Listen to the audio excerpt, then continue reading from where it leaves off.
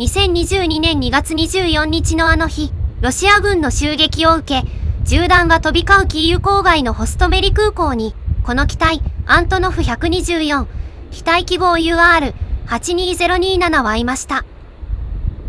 ウクライナ親衛隊の必死の反攻により、なんとかこの第一次攻撃は2月24日のうちに撃退され、この隙にこの機体はオーストリアに脱出できたようです。この時、同じくホストメリ空港に駐機していた世界最大の飛行機、アントノフ225はまだ無事だったようですが、脱出が間に合わず、翌日の第二次攻撃で破壊されてしまいました。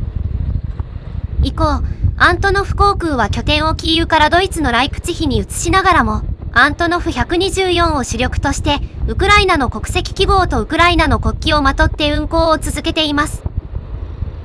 アントノフ航空が保有していたアントノフ124、7機のうち5機はホストメリ空港の第二次攻撃前にキーウを脱出できましたが、逃げ遅れた2機は激しい第二次攻撃に巻き込まれてしまい、アントノフ225と同様復帰は絶望的でした。ところが最近、2025年7月になんとそのうちの1機、機体記号 UR-82073 がホストメリ空港から離陸し、ライプツィヒへの脱出に成功しています。まさか今になってキーウから脱出してくる民間機がいるとは、私も予想していませんでした。最近脱出した機体も、この機体もそうですが、ロシア軍の襲撃に耐えて脱出してきたと考えるとすごくたくましく見えますね。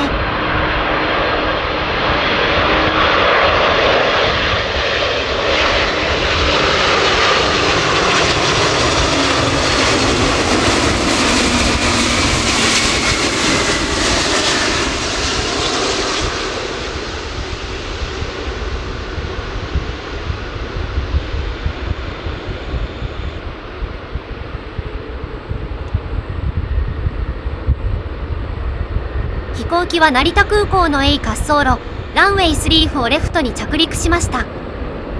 アントノフ航空はウクライナ国営の貨物航空会社で、保有機は準空軍機の扱いとなっていますが、2022年以降も民間チャーターを多く引き受けて世界中を飛び回っています。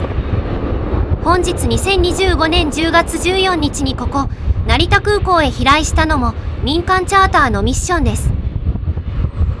今回はアメリカのST スペースモバイル社が開発した大型衛星、ブルーバード6をインドの打ち上げ拠点に輸送する途中に成田空港に飛来しました。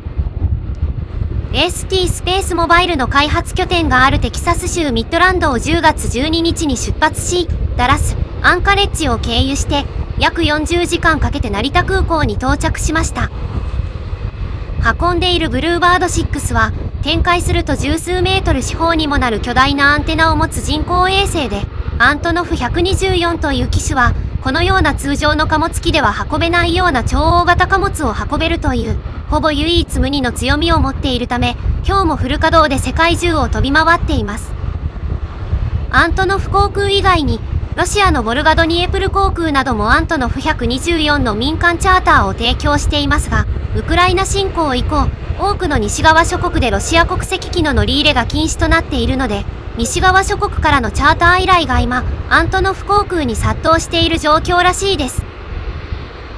そのような事情もあって、エアバス社も2022年から、ベルーガという貨物機を使った超大型貨物のチャーターサービスを開始しました。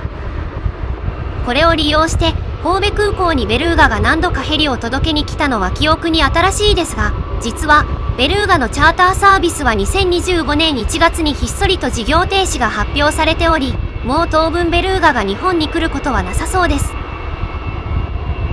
ベルーガは貨物室が胴体の上部に備えられているため、貨物の出し入れに専用の台やクレーンを用意する必要があるなど、大掛かりな準備が必要になってしまうのが問題なんですよね。ウクライナ侵攻前は、ボルガドニエプル航空のアントノフ124が神戸にヘリを届けていましたが、アントノフ124は床が低くてスロープで貨物を出し入れできるため、圧倒的に運用が楽なんですよね。神戸空港へのヘリ輸送は今後どうなるのか、個人的に気になっているところです。飛行機は空港南側の貨物地区に入りました。おそらく今日は成田で一泊して、明日目的地であるインドのチェンナイへ向けて出発すると思われます。東京からチェンナイだと直行で行けるか微妙なので、香港とカタイとかを経由してから行くかもですね。それでは、今回の動画は以上です。ご視聴ありがとうございました。